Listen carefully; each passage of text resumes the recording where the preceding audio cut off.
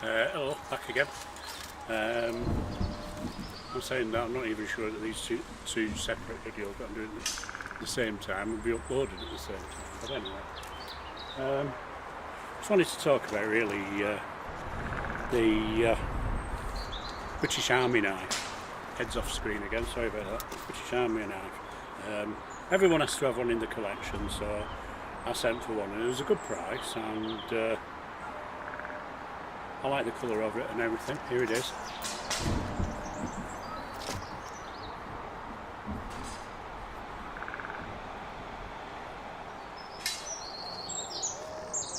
This one came in a DPM sheet, which I'm not impressed with, but for the price of the Army knife, I wasn't going to complain because I can get a better sheath. But with these DPM sheaths, one thing that I find annoying is there's a hole in the bottom where the blade comes down to the bottom, and if that was to curl back when you knelt down and pressed into your leg, on top of that, this clasp, if I can keep it in camera, it doesn't hold the knife. See what I mean? Just not right at all. So I must admit, sheath, and I've got one on another knife I'm going to show you in a minute. I wasn't that impressed, but I wasn't over impressed by the type of knife that I thought British Army was being given as a survival knife, basically, because I think it has a lot of failings. The handle, for a start, to me is a bit of a failing. It's not ergonomic in any way. A soldier would have to work on that to make that stay grippy and in his hand. And if you've seen a few of the reviews that are around at the moment, sorry, back out to camera again, a few of the reviews that are at the moment, the vast majority of people are just not impressed with the thickness, the dumpiness, and it just doesn't feel that ergonomic to use. I think you'd soon get tired using that. Two alternatives I would suggest, but again, here's that DPM sheath, and again, it's got a gap in the bottom, and you can see the blade sticking out, and that's not safe. See that? That would slice your leg. Sounds like the geese are having a good time, and I'm being spied upon as well. Now this is supposed to be a jungle version of the cookery knife, and that's what it was advertised as. British Army style cookery knife. Different style of handle, very ergonomic handle. That's the sort of handle I think should have been on the British Army. Should have been on the British Army knife, really. That fits the hand nicely, non-slip. You could hammer away for hours with that type of an handle and your hand wouldn't get tired. You've got the usual bit at the back for using a striker, a saw blade, which is a real business type saw blade. That really is the business.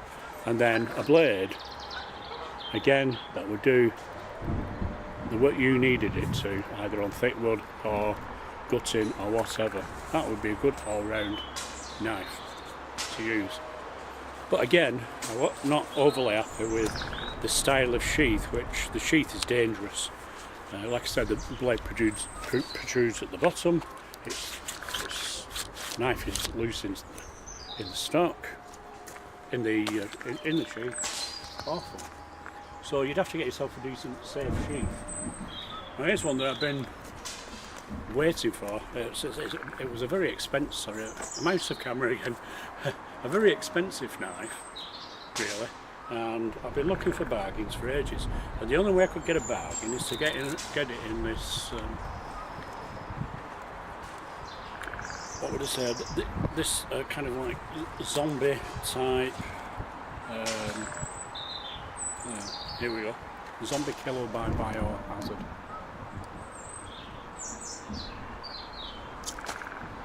I was hoping for an all black one, which was twice the price. The knife itself is called a Mastiff. Now to me, this is what I would have said would be better for the British Army knife. You've got your striker back, and even this edge here is sharp enough for a striker. You've got your two different blades, one that you can use for hammering, and that's quite sharp, and then one there for either the shaving of wood.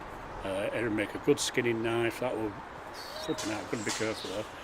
Skin all together. The balance is fantastic. The handle is a rubbery material. Again, it's ergonomic, but it's not going to slip because it has that rubbery, flexible type feel. So I think that that would have been better myself, a better style of knife, even if they made it bigger for the British Army knife. It's full tank. You've got the little screws in there, and I haven't tested any of these. I haven't sharpened any of these, but this one's like a razor already. You see what I mean?